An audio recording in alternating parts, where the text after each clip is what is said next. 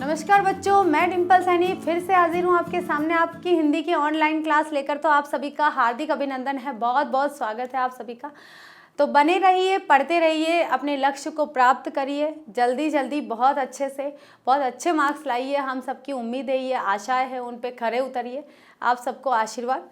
तो चलते हैं हमारी यात्रा की तरफ। हमारी यात्रा है जो आज राजस्थान की तरफ है, और राजस्थान बोर्ड में देखिए 12th क्लास सामान्य हिंदी का हम 3rd चैप्टर लेकर आए हैं, पार्ट 3, और जो लिखा गया है कुंवर नारायण जी का, और जो है हमारा लेक्चर नंबर 1। ठीक है, तो देखिए कुंवर नारायण जी के लिए हम आज जो लेकर आए हैं वो उनकी 2 कविताएं आपके पाठ्यक्रम में दी गई है। ठीक है, कविता के बहाने और बात सीधी थी। ठीक है, अब देखिए 2 कविताओं का जो परिचय है वो आज हम यहाँ पढ़ेंगे। कुंवर नारायण जी का जो परिचय वो पढ़ेंगे। आपकी राजस्थान बोर्ड में 2 किताबें चलती है, आपकी 2 पुस्तकें चलती है, आरोह भाग और वितान। आरोह भाग द्वितीय में 2 भाग चलते हैं, गद्य और पद्य। अभी जो हम पढ़ रहे हैं वो है पद्य भाग। ठीक है, पद्य भाग का ये हमारा तीसरा पाठ है, और तीसरे पाठ के जो लेखक है वो है कुंवर नारायण जी, जिनकी 2 कविताएं यहाँ पर है। तो पाठ का नाम हम कुंवर नारायण जी ही रखेंगे। ठीक है, क्योंकि जो 2 कविताएं हैं वो इनके अंदर का 2 भाग हो जाएंगे। ठीक है, तो इस प्रकार से हम चलते हैं उनके कवि परिचय की तरफ। ठीक है, ये है उनका कवि परिचय कुंवर नारायण जी। ठीक है, यहाँ हम लिख लेते हैं परिचय। ठीक है, देखिए उनका जो जन्म हुआ था वो हुआ था 19 सितंबर सन 1927 उत्तर प्रदेश में हुआ था। कहाँ हुआ था? उत्तर प्रदेश में हुआ था। और कब हुआ था? 19 सितंबर सन 1927 में उनका जन्म हुआ था। ठीक है, उनकी जो प्रमुख रचना है वह है चक्रव्यूह में उनकी प्रकाशित हुई है 1956 में जो लिखी गई थी। चक्रव्यूह उनकी बहुत अधिक प्रमुख रचना मानी जाएगी यहाँ पर। ठीक है, परिवेश जो है उनका यहाँ पर देखिए, हम तुम, अपने सामने, कोई दूसरा नहीं, इन दिनों। ठीक है, और काव्य संग्रह, ये तो सारे इनके काव्य संग्रह है। आत्मजयी उनका एक प्रबंध काव्य है। ठीक है, आत्मजयी उनकी बहुत ही ज़्यादा फेमस, यानी कि हम कहेंगे बहुत प्रसिद्ध प्रबंध काव्य है उनका यहाँ पर। आकारों के आसपास, ठीक है, यह है एक कहानी संग्रह। आज और आज से पहले, ये एक समीक्षा यानी कि आलोचना है। ठीक है, मेरे साक्षात्कार उनका एक सामान्य यहाँ पर रचना दिया गया है। यानी कि देखिए उनकी जो और रचनाएं कौन कौन सी है, हम तुम, अपने सामने, कोई दूसरा नहीं, इन दिनों, ये तो उनके सारे काव्य संग्रह है, यानी कि कविताएं हैं उनकी। ठीक है, अब एक एक काव्य संग्रह में कई ढेर सारी कविताएं हैं, ऐसा नहीं कि 2-3 कविताएं है, ये संग्रह है, और इन संग्रह में ढेर सारी कविताएं उन्होंने यहाँ पर लिखी है। आत्मजयी उनका एकमात्र प्रबंध काव्य है यहाँ पर, और काव्य भाषा में लिखा, काव्य रूप में लिखा, उन्होंने कविता के द्वारा प्रबंध काव्य लिखा है। आकारों के आसपास उनका ये कहानी संग्रह है। ठीक है, बहुत सारी कहानियां हैं उसके अंदर। आज और आज से पहले उनकी समीक्षा है, यानी कि उन्हें आलोचनात्मक निबंध लिखा है, उन्होंने यहाँ पर आलोचना की है। मेरे साक्षात्कार, ये उनके सामान्य लेख है। ठीक है, आगे चलते हैं। देखिए प्रमुख पुरस्कार उन्हें कौन कौन से प्राप्त हुए। तो देखिए पुरस्कार के अंतर्गत सबसे पहले ये देखिए, ये हमारे कौन है? कुंवर नारायण जी। कुंवर नारायण, ठीक है, ये है कुंवर नारायण जी। प्रमुख पुरस्कार में देखिए उन्हें साहित्य अकादमी पुरस्कार मिला, कुमारन आशान पुरस्कार मिला, व्यास सम्मान मिला उन्हें, प्रेमचंद पुरस्कार मिला। देखिए प्रेमचंद, मैंने आपको कई बार कहती हूँ, प्रेमचंद, मुंशी प्रेमचंद एक युग को चलने वाले एक युग प्रवर्तक माने जाते हैं, तो उनके नाम पर कई सम्मान यहाँ पर दिए जाते हैं। तो देखिए प्रेमचंद कथा सम्राट कहो, उपन्यास सम्राट कहो, निबंधकार देखो, या समीक्षात्मक, आलोचनात्मक, कई एक युग को चलने वाले और यथार्थवादी दृष्टिकोण के लेख रचना करने वाले रचनाकार गिने जाते हैं। कौन? मुंशी प्रेमचंद, जिनका नाम सभी जानते हैं। लोहिया सम्मान, कबीर सम्मान, ज्ञानपीठ पुरस्कार। जाने कब से बंद, एक दिन इस तरह खुला घर का दरवाजा, जैसे गर्द से ढकी एक पुरानी किताब, गर्द से ढकी हर पुरानी किताब, खोलने की बात कहने वाले, कुंवर नारायण ने सन 1950 के आसपास काव्य लेखन की शुरुआत की। कब की? 1950 के आसपास। देखिए अब उनको कौन कौन से सम्मान मिले। साहित्य अकादमी पुरस्कार मिला, कुमारन आशान पुरस्कार मिला उन्हें, व्यास सम्मान मिला, प्रेमचंद पुरस्कार, लोहिया सम्मान, कबीर सम्मान, ज्ञानपीठ पुरस्कार, ढेर सारे कितने सारे पुरस्कार मिल गए भाई देखिए। ठीक है, और उसके बाद उन्होंने जो लेखन काव्य यानी कि काव्य लेखन की जो शुरुआत करी, काव्य को उन्होंने अपनी लेखन की विधा बनाया है। तो उन्होंने जो शुरुआत करी है वो करी है 1950 से। ठीक है, 1950 से उन्होंने शुरुआत करी है और हम देखेंगे कि 1927 में उनका जन्म हुआ था और 1950 में उन्होंने शुरुआत कर दी थी लेखन की। ठीक है, उसके बाद में उन्होंने कविता के अलावा चिंतन परक लेख, कहानियां और सिनेमा तथा अन्य कलाओं पर समीक्षाएं भी लिखी है। ठीक है, भले उन्होंने कविताएं लिखी, उसके अतिरिक्त उन्होंने चिंतन परक विचार प्रधान जो लेख लिखे वो भी लिखे हैं, कहानियां भी लिखी है उन्होंने, और सिनेमा, कहानियां और सिनेमा यानी कि सिनेमा में रंगमंच पर अभिनय करने वाले लेख भी उन्होंने लिखे हैं, और अन्य कलाकारों पर, जितने भी कलाकार थे उन पे समीक्षा यानी कि आलोचनाएं भी उन्होंने अपने लेख की विधा बनाई है। ठीक है, आगे चलते हैं। किंतु कविता की विधा को उनके सृजन कर्म में हमेशा प्राथमिकता प्राप्त रही है।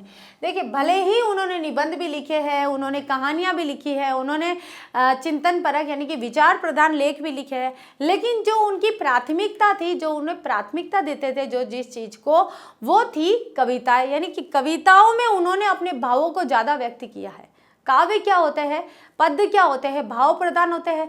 तो कुंवर नारायण जी ने भावुक कवि थे वे, और अपनी भावनाओं को प्रदर्शित करने के लिए यानी कि भावनाओं को यहाँ पर उकेरने के लिए उन्होंने अपनी काव्य भाषा को चुना, ना कि गद्य भाषा को। गद्य भाषा को चुना लेकिन इतना नहीं जितना उन्होंने काव्य भाषा को यहाँ पर प्राथमिकता दी थी।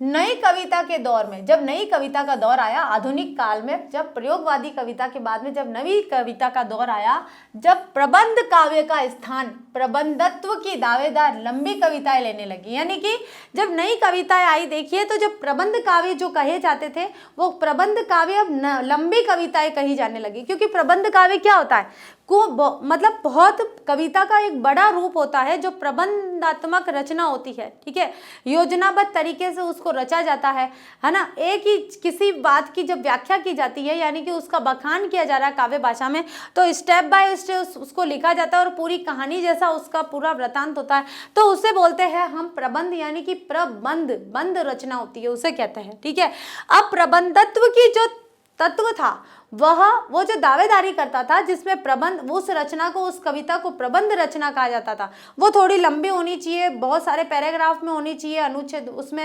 अंतरों में होनी चाहिए, तो उसको प्रबंध रचना माना जाएगा, जो नियम फॉलो करता था। ठीक है, अब वे नियम लंबी कविताएं लेने लगी, अब उसको प्रबंध रचना न बोल के नई कविता के युग में उसको लंबी कविता कहने लगे। तब कुंवर नारायण ने आत्मजयी जैसा प्रबंध काव्य रचकर भरपूर प्रतिष्ठा प्राप्त करी। फिर उन्होंने एक ही प्रबंध काव्य रचा था जिसका नाम था आत्मजयी। ठीक है, आलोचक मानते हैं कि उनकी कविता में व्यर्थ का उलझाव है, यानी कि जो आलोचक है, जो समीक्षा करते हैं, जो किसी बात के अवगुणों को बताते हैं, किसी कवि की रचनाओं के, तो वो अवगुणों में ये बताते हैं कि उनकी जो कविता है उसमें बेकार का उलझाव है, बिना बात के टॉपिक लिए हैं उन्होंने। ठीक है, कोई ऐसा विषय लिया है, अखबारी सतहीपन और वैचारिक धुंध के बजाय संयम है, यानी कि अखबार में वे अपने आप को फिट कर सके ऐसा नहीं है, वे संयमित है। परिष्कार और साफ सुथरापन है। ठीक है, मतलब एकदम परिष्कार है, साफ है, बिल्कुल साफ सुथरी और स्वच्छ है। भाषा और विषय की विविधता उनकी कविताओं के विशेष गुण माने जाते हैं। आलोचक क्या कहते हैं कि उनकी कविताओं में बेकार का, यानी कि उनकी कविताओं में व्यर्थ का उलझाव है, अखबारी सतहीपन है और वैचारिक धुंध के बजाय संयम है। यानी कि आलोचक क्या करते हैं, कुछ अवगुण बताते हैं तो कुछ गुण भी बताते हैं। ऐसा नहीं है कि आप अवगुण ही अवगुण बताएंगे, कुछ कुछ गुण भी बताते हैं उसके अंदर। साफ सुथरा है और भाषा और विषय की विविधता उनकी कविताओं के विशेष गुण माने जाते हैं।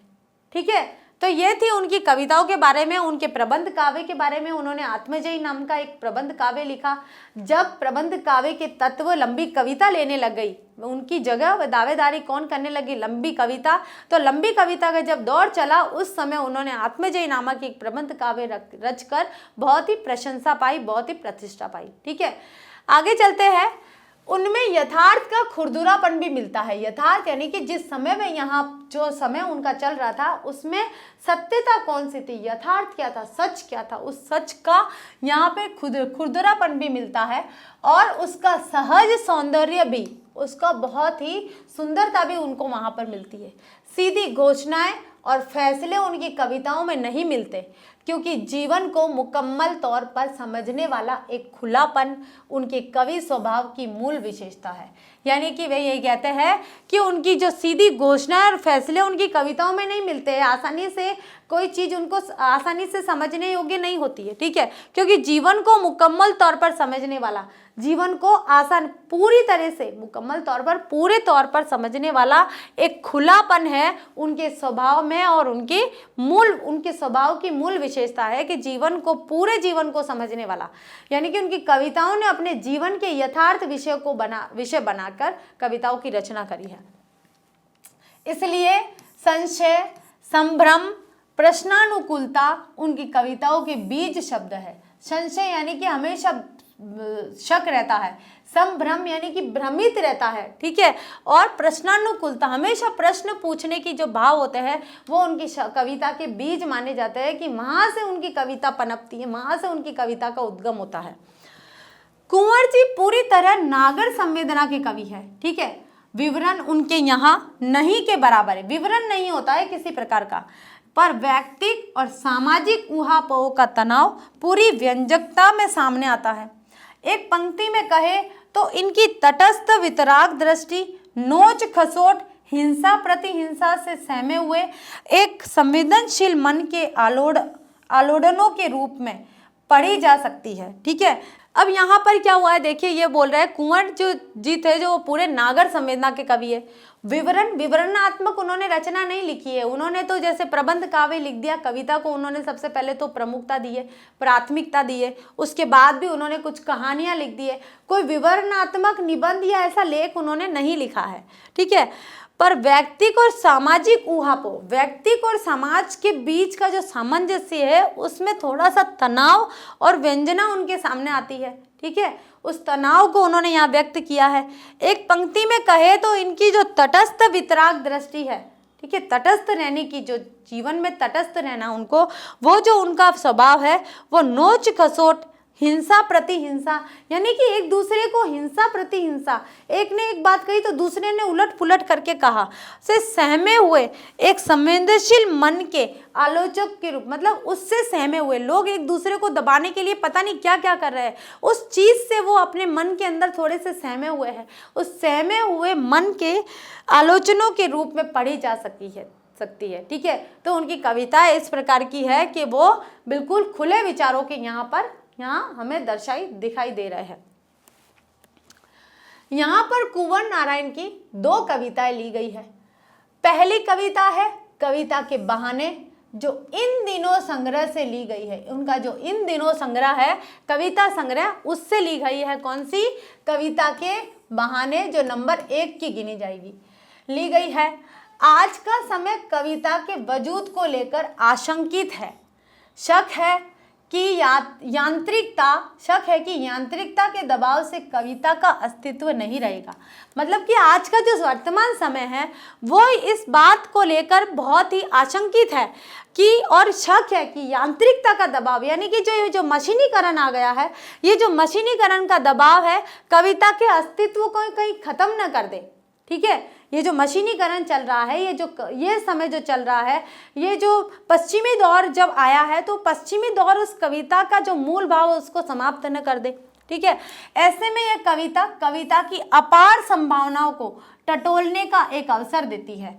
कविता की क्या है, एक कविता क्या होती है, उसका अर्थ क्या है, कविता का रूप क्या है, किस भाव में प्रकट होती है, कविता क्यों कही जाती है, कैसे निकल जाती है, कविता के बहाने आप क्या क्या चीज़ें, क्या क्या बातें व्यक्त कर सकते हैं, कौन कौन से भाव प्रकट कर सकते हैं। तो उन चीज़ों को जब हम ले सकते हैं, ठीक है, तो वो यहाँ कहा गया है कि कविता की अपार संभावनाओं को टटोलने का एक अवसर देती है कि जितनी संभावना हो सकती है कविता के माध्यम से आप अपने विचारों को व्यक्त कर सकते हैं। ठीक है, कविता के बहाने यह एक यात्रा है, बिल्कुल कविता के बहाने आप किसी भी चीज की अपने जीवन की यात्रा कर रहे हैं। जो चिड़िया फूल से लेकर, चिड़िया भी एक यात्रा कर रही है अपने जीवन की, फूल भी अपने जीवन की यात्रा कर रहा है, बच्चा भी अपने जीवन की यात्रा कर रहा है। एक और प्रकृति है तो दूसरी ओर भविष्य की ओर कदम बढ़ाता बच्चा।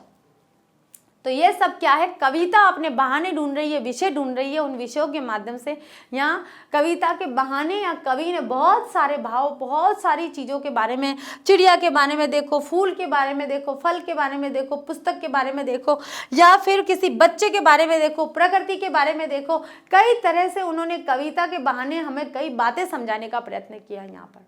ठीक है, आगे चलते हैं। कहने की आवश्यकता नहीं कि चिड़िया की उड़ान की सीमा फूल के खिलने के साथ उसकी परिणति निश्चित है। यानी कि यहाँ पर कवि कह रहे हैं कि कहने की आवश्यकता नहीं है कि चिड़िया की उड़ान की सीमा कितनी है, वो कितनी दूर तक जा सकती है, यानी कि हमारे जो मन के भाव है वो कहाँ तक जा सकते हैं।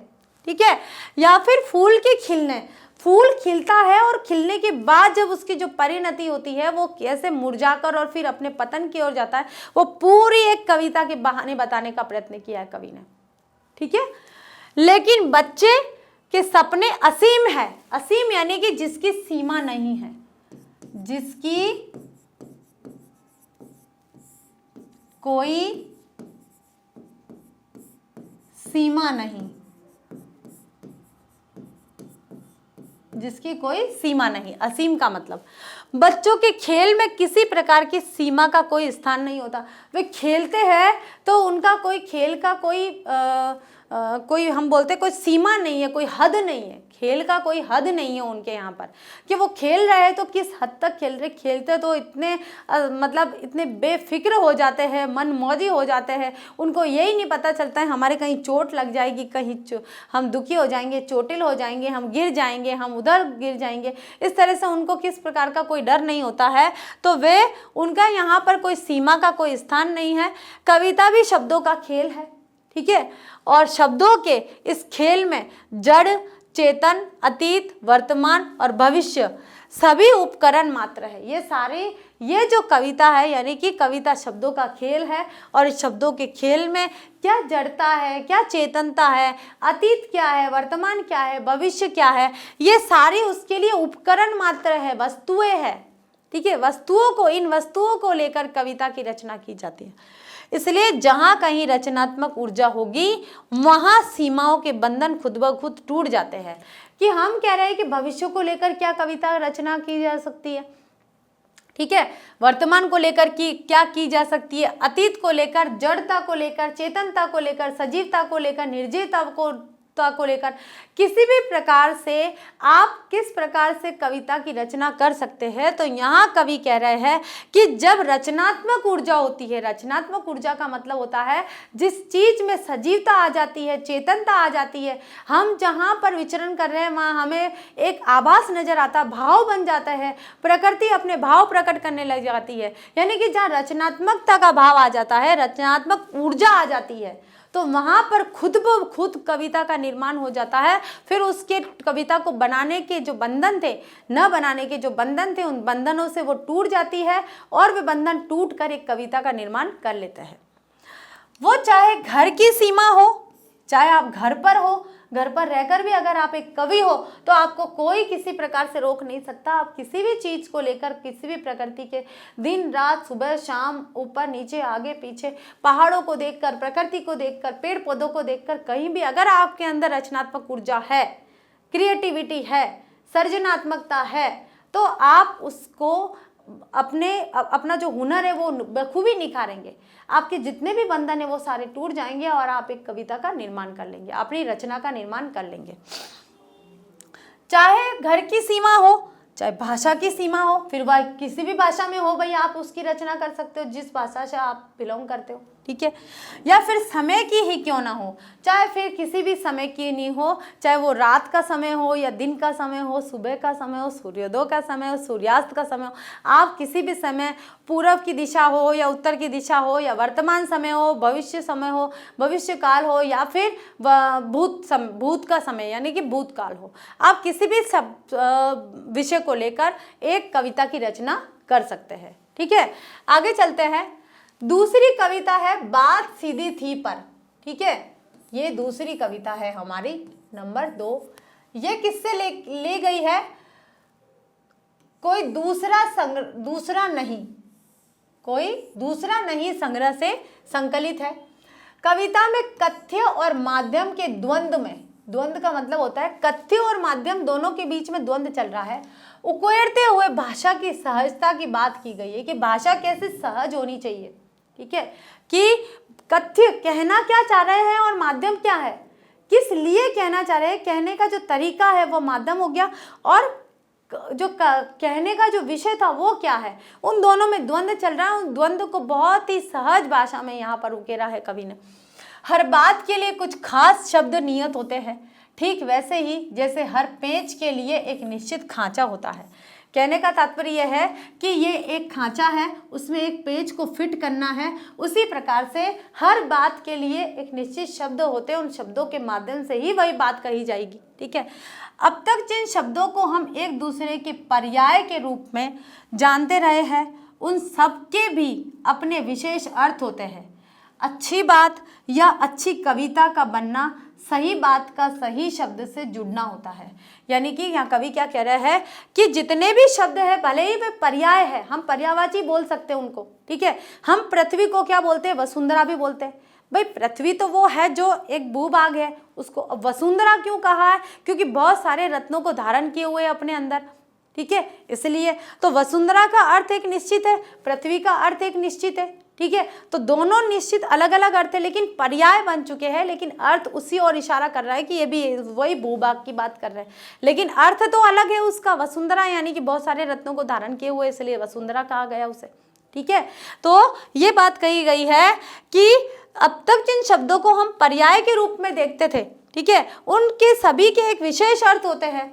और अच्छी बात या अच्छी कविता का बनना सही बात का सही शब्द से जुड़ना होता है। अगर आप सही बात कह रहे हैं तो उन सही शब्दों को लेना भी जरूरी है, तब आप एक अच्छी कविता का निर्माण कर सकते हैं। अन्यथा वह एक कविता नहीं रह जाएगी, वह एक पंक्ति मात्र रह जाएगी, ठीक है। और जब ऐसा होता है तो किसी दबाव या अतिरिक्त मेहनत की जरूरत नहीं होती है, वह सहूलियत के साथ हो जाता है। यानी कि आपके अंदर यदि सृजनात्मकता की ऊर्जा है, यानी कि आपके अंदर कोई रचनात्मक ऊर्जा है, आप सृजनात्मकता कर सकते हैं, आपके अंदर सृजन कला है, तो आपको किसी मेहनत की जरूरत नहीं है। वे शब्द ही अपने आप आ जाएंगे, वे भाव भी अपने आप आ जाएंगे, वे कविता भी, वो जो पंक्ति है वो भी अपने आप बन जाएगी और एक कविता का निर्माण हो जाएगा, ठीक है। तो इस प्रकार से आपको किसी प्रकार की मेहनत नहीं करनी होती है।